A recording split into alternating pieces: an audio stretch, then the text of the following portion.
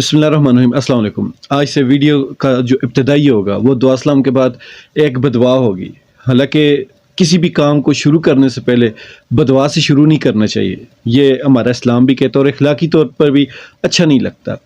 लेकिन चूंकि मैं हर वीडियो में ये बताता रहा हूँ कि मेरा ये चैनल पाकिस्तानियत पर है, तो इस वक्त मेरा मुल्क शदीद ख़तरात में है। इस वक्त मेरे मुल्क पे जो नज़र बद के मनऊस साया होते हैं वो पड़े हुए हैं।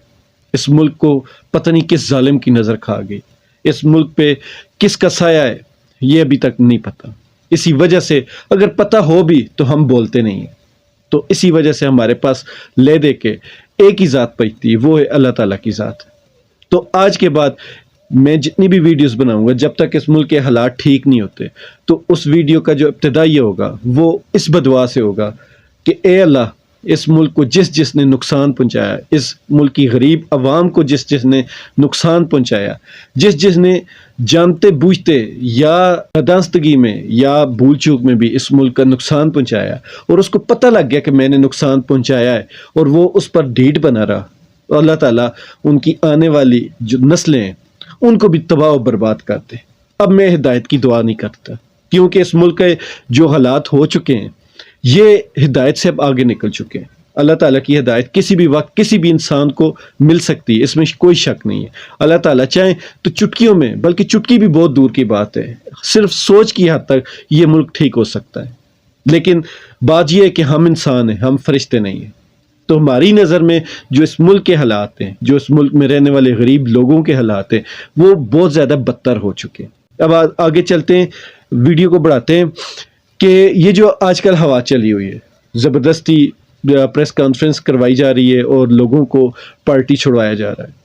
तो ये चीज़ मतलब इससे पहले भी थी। अब आज तो जज साहब ने भी एक स्टेटमेंट दिए असद उमर के जो केस में चल रही थी, उसमें उन्होंने साफ कहा था कि आप जब तक प्रेस कॉन्फ्रेंस नहीं करेंगे तब तक आप गिरफ्तार होते रहेंगे। तो ये तो हमारे मुल्क के जजों का हाल है। तो बाकी ये जो पीटीआई के जितने भी लोकल सियासतदान हैं, इनके ऊपर मैंने पहले भी कोई 3-4-5 वीडियोस बनाई हैं। ये लोग हमेशा से नॉन सीरियस लोगों का टोला मेरी नज़र में था।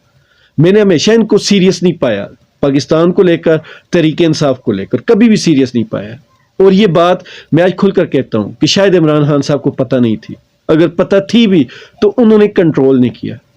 पीटीआई की अगर 2013 की जो केपीके हुकूमत थी उसको अगर देखा जाए तो आज 2023 में ठीक उसको पूरे 10 साल हो चुके हैं। तो कोई भी पार्टी हुकूमत में आने के बाद, हुकूमत में 10 साल रहने के बाद, अगर अपनी पार्टी के अंदर कोई एक कानून, कोई ला, कोई ऐसे एक सिलेबस मुतारफ न करवा सके जिस पे नए आने वाले लोग उस पे कर बन रहे हैं, या मतलब कि एक पार्टी का असूल होना चाहिए, जो बड़े से लेकर छोटे से कारकुन को भी पता होना चाहिए कि हमारी पार्टी का मंशूर क्या है। अब जिस तरह का ये हंगामा हुआ 9 और 10 मई को, इसकी हर बंदा मजम्मत कर रहा है, जो पार्टी छोड़कर जा रहे हैं वो भी मजम्मत कर रहे हैं, मैं भी कर रहा हूँ। लेकिन सोचने की ये बात है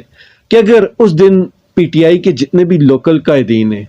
उनके पास ये तालीम होती, ये मालूमात होती, अपनी पार्टी का एक मंशूर होता, तो वो अपने क्राउड को कंट्रोल करते। और इससे भी बढ़कर जब आप कोई भी अपनी कारकन बनाते हैं या किसी को आप टिकट देते हैं, टिकट ऑफर करते हैं, या आपका जो भी अपने इलाके का टिकट होल्डर होता है, आप उसको मतलब कि एक ये बना ले, मैं एक मिसाल दे रहा हूँ कि 3 महीने का एक कोर्स होना चाहिए आपकी पार्टी में, जो आपके कानून या असूल कवायद हैं उनके ऊपर एक ऐसा सिलेबस होना चाहिए जिसकी कम से कम ट्रेनिंग 3 महीने होनी चाहिए। जो भी आपकी पार्टी में आए वो 3 महीने उस ट्रेनिंग से गुजरे, उसके बाद उसको आप कोई भी ओहदा दें और उनसे ये श्योर करवाएं, इस चीज़ को आप बिल्कुल मतलब कि गारंटी लें इस चीज़ की कि आपके जितने इलाके के छोटे कारकुन हैं वो, या आपके इलाके के जितने लोग हैं, उनको आपने ये गाइडेंस देनी है कि सबसे पहले ये मुल्क हमारा है, इस मुल्क की हर चीज़ हमारी है। तो हमने किस हद तक एहतजाज करना, हमने किस हद तक आगे जाना है और किस हद तक हमने जो पुरअमन एहतजाज होगा वो हमने करना है। तो ये सारी चीज़ें होनी चाहिए। ये भी हो सकता है कहीं भी आपका मतलब कि इतने ज़्यादा लोग हों, अफरा तफरी बन सकती है, तो उसके बाद क्या बेहतरीन लाए अमल हो सकता है। ये सारी चीज़ें किसी भी एक पार्टी को अपने जो उनके ओहदेदारान हैं उनको सिखानी ज़रूरी है, और जो उनके ओहदेदारान हैं वो अपने नीचे से जितने भी कारकुन हैं या जो आम लोग हैं उनको सिखाना बहुत ज़रूरी है। आप लोगों का जम्मे गफ़ीर इकट्ठा कर लें, آپ ایک مجمع لگا لیں لیکن اس مجمع کو آپ کنٹرول نہ کر پائیں تو یہ پھر آپ کا فیلئر ہے۔ تو میں کافی وقت سے کہہ رہا تھا کہ پی ٹی آئی کا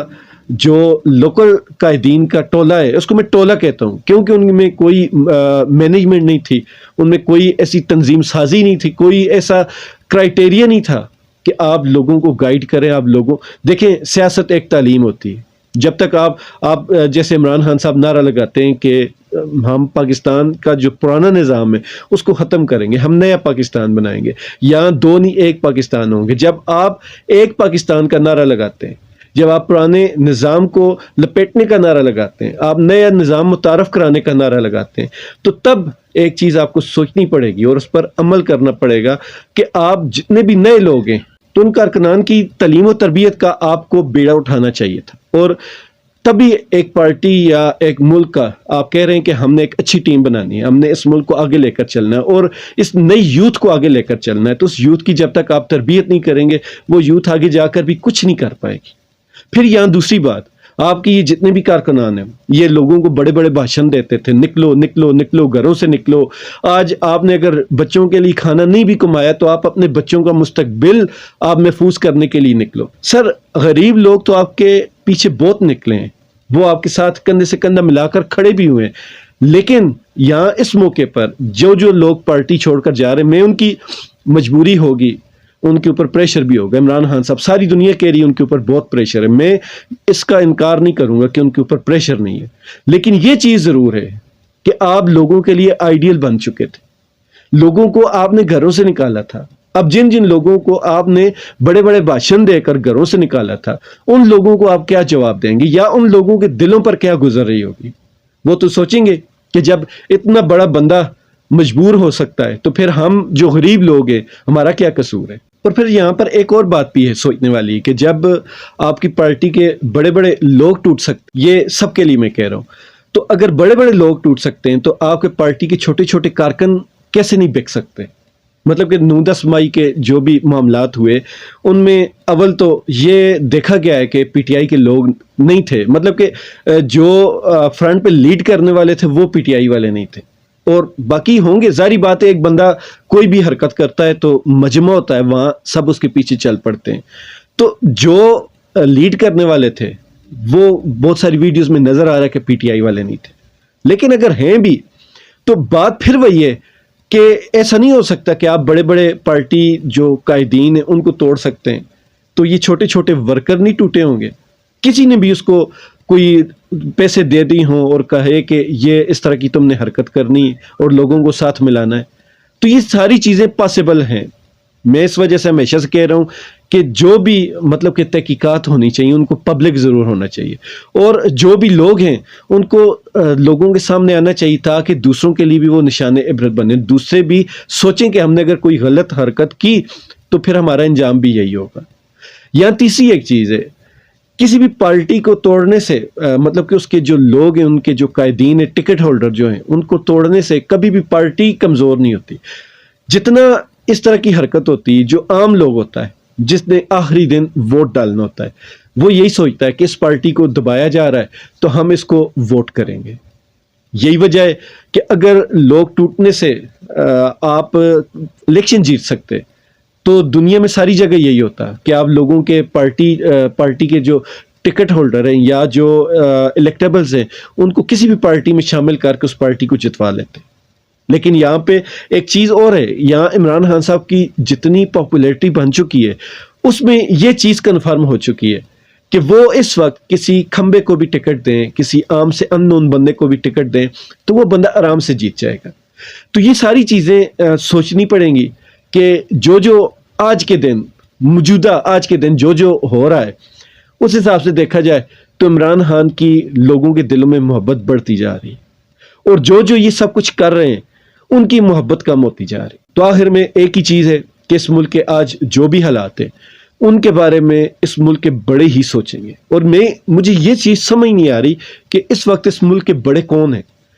ہیں جو سوچیں گے، کون ہے جو سب کو سمجھائیں گے کہ یہ تمہاری غلطی ہے اور تم نے اس غلطی کو ریکور کرنا ہے۔ اس وقت جتنے بھی لوگ ہیں وہ اپنی مطلب کہ حسب ہمت،